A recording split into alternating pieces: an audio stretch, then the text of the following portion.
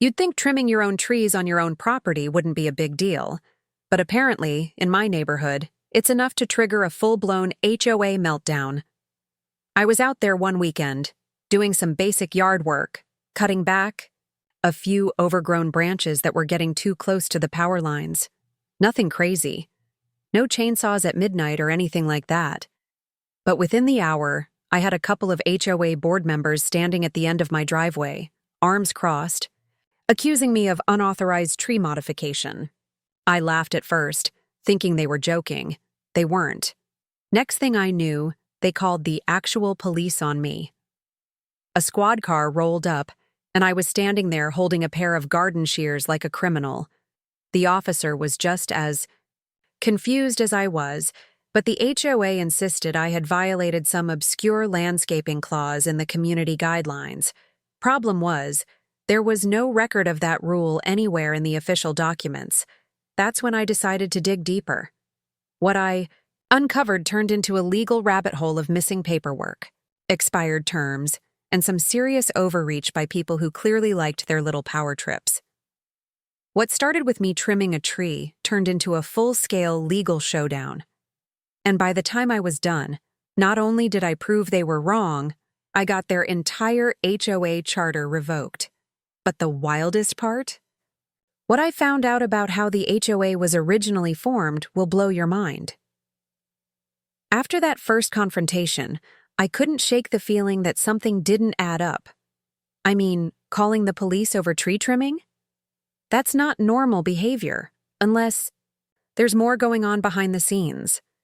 So I pulled out my HOA's bylaws and community guidelines to see exactly what I'd supposedly violated. What I found was nothing. No mention of tree trimming restrictions, no approval requirements, not even a clear definition of landscaping rules. It was like they made it up on the spot. That's when I started asking neighbors if they'd ever seen a full, up-to-date copy of the HOA charter or any official documents. Most hadn't.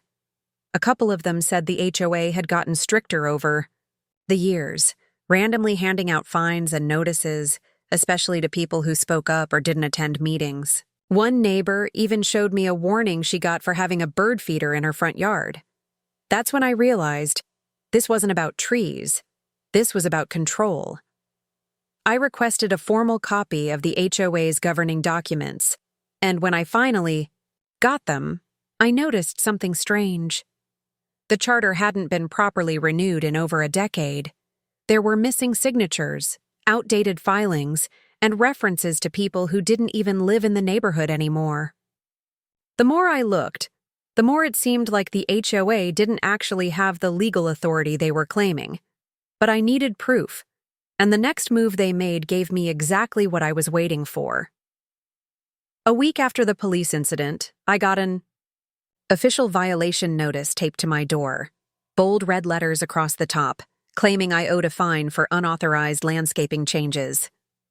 No invoice number, no legal reference, just a vague threat of escalating penalties if I didn't pay up. That was the moment I knew I wasn't dealing with a normal homeowners association. I was dealing with people who were used to no one questioning them, and they clearly didn't expect me to push back. Meanwhile, other neighbors started quietly reaching out. One couple told me they'd been fined for installing solar panels, even though the city had approved them. Another had their fence repainted by the HOA without consent, then got billed for it. These weren't just isolated annoyances. There was a pattern. The HOA board was enforcing rules that either didn't exist or were based on outdated documents, and no one had challenged them. Until now. So I went to the county records office to get the original HOA filing. What I found was shocking. Not only was the charter outdated, it had technically expired. It was never recertified after a major change in neighborhood zoning almost 12 years ago. That meant all the fines, warnings, and so-called authority they'd been using could be completely invalid.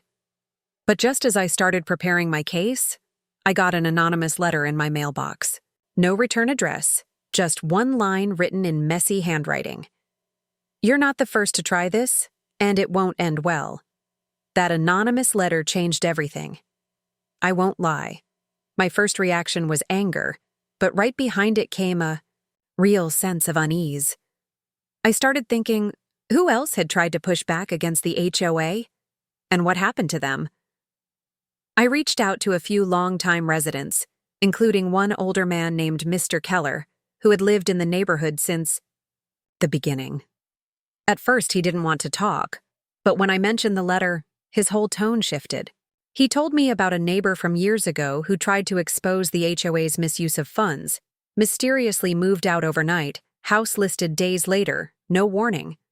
He said, "People just stop fighting. It wears them down." That made me even more determined. I went public, with caution. I started posting on a local neighborhood forum, carefully laying out what I'd discovered: the expired HOA charter, the fines with no legal backing, the gaps in leadership documentation. The response was instant. Some neighbors were shocked. Others had suspected for years but didn't have proof. The tension grew fast. Suddenly, board members who hadn't shown up in months were trying to hold emergency meetings. One even left a voicemail on my phone suggesting we resolve this quietly. But the final straw came when I received a formal cease and desist letter from the HOA's attorney. Only problem? The attorney's office it listed had been closed for nearly 5 years. That's when I realized I wasn't just challenging a broken system. I was about to expose something much bigger. I couldn't believe what I was seeing. The cease and desist letter I received wasn't just outdated. It was forged. The attorney named on it had passed away years ago, which I confirmed after one quick search. That sent up a massive red flag. If the HOA was willing to fake legal documents just to scare me off, what else were they hiding? I scanned the letter again, and this time I noticed something even more bizarre. The signature line didn't match any known representative from the HOA board. It looked like someone was playing lawyer to keep me quiet. I brought this up during the next community open forum, which I insisted be held publicly at the community center. The turnout was massive. People were tired of the silence, the fines, the threats. And that's when the second twist dropped. A resident who'd been quiet during all of this raised her hand and said she used to work for the original property management company that helped form the HOA. She claimed the HOA board had never officially transitioned from the developer.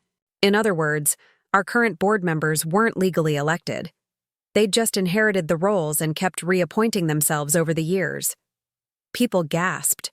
The room exploded into questions. If she was right, that meant every fine, every warning, every rule handed down for the last decade could be challenged. And it meant the board had no real authority to do anything. That night, everything shifted. I wasn't just fighting a violation. I was about to unravel the entire foundation they stood on, armed with the forged legal letter, expired charter, records, and the former employee's testimony. I filed an official complaint with the county and attached a petition signed by over half the neighborhood. It didn't take long before the county legal team stepped in to launch a formal investigation.